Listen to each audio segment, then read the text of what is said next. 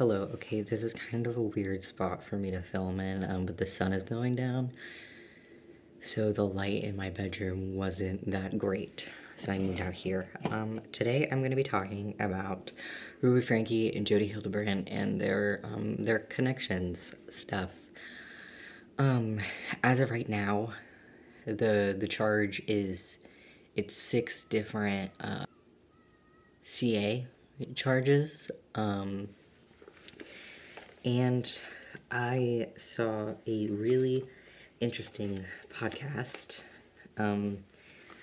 breaking down connections and their views by an ex-Mormon pair of people on YouTube. I will link it in the description.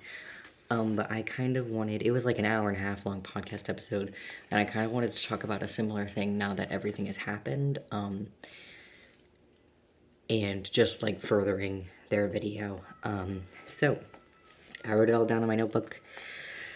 Today we're going to be talking about the BITE model, which is created by Stephen Hassan, who is a mental health expert, not like Jody Hildebrand. And BITE stands for Behavior, Information, Thought, and Emotions.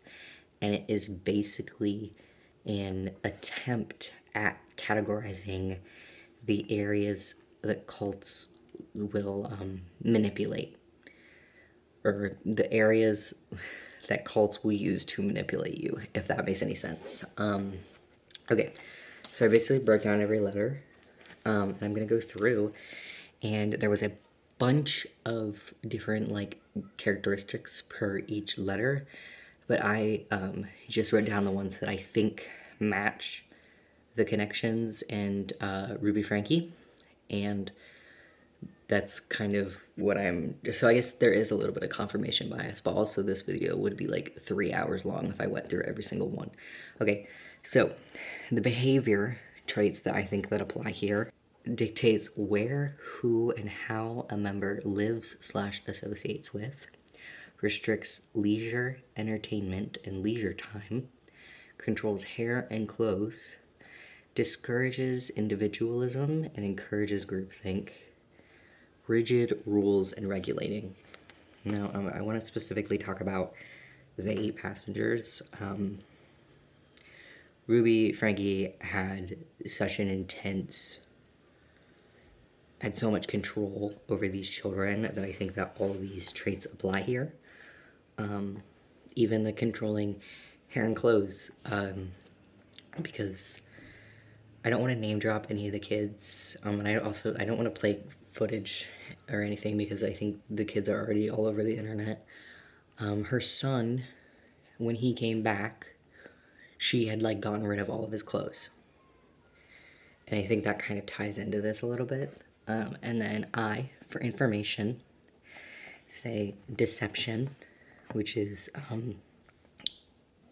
disturb info, and then minimize outside sources of info.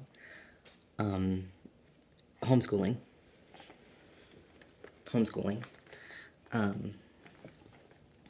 Extensive use of cult-generated info and propaganda. Their restriction of social media use, as well as being pulled out of not even going to a Christian school, like just being homeschooled. Because I think originally they went to some type of like private school, or it wouldn't have been Christian, it would have been Mormon. I don't know what I'm talking about. Unethical use of confession. My cat's attacking the screen, please stop. Unethical use of confession, which is info about sins used to disrupt identities. Her entire brand is all about,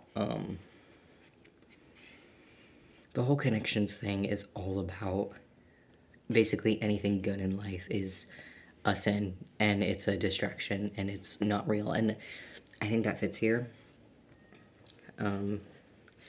For T, which is thoughts, it's going to be internalizing groups and doctrine as truth. We see her do that. Loaded language, we also see her do that with her vocabulary. Encourage only good and pure thought. as well as labeling alternative belief systems as evil and rejecting rationality. She has a very everything I say is right and everything you say is wrong mentality, and I think that shows here.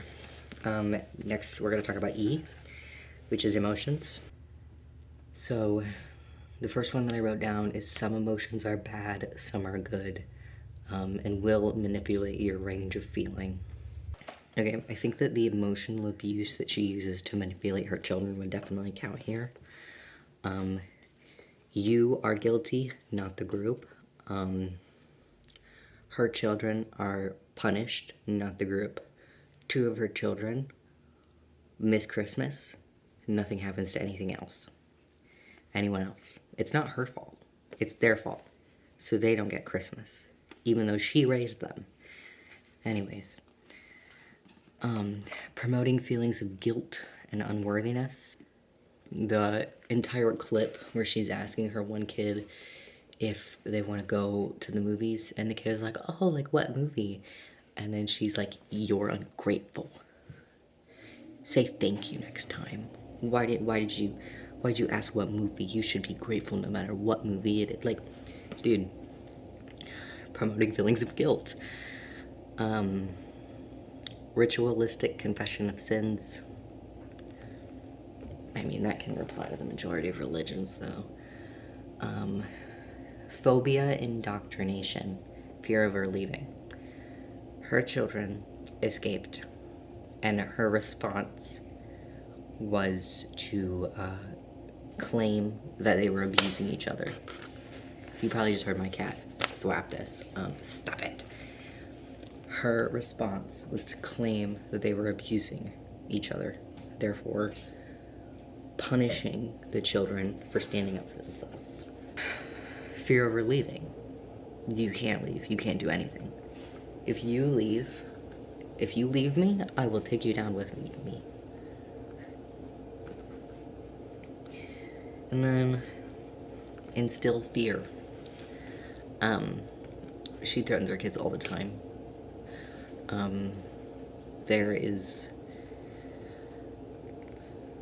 There are clips of her threatening the children to take away their food. She took away the one's bed. She loves threatening her kids to make them do what she wants. And yeah, that's kind of why I think Ruby Franke uses a cult-like mentality in her teachings, as well as Jody Hildebrandt. I'm not leaving her out of this. There's less information about her for me to analyze, so, but she's involved in this too. But yeah, that's all I wanted to say. I hope you have a good day, and goodbye.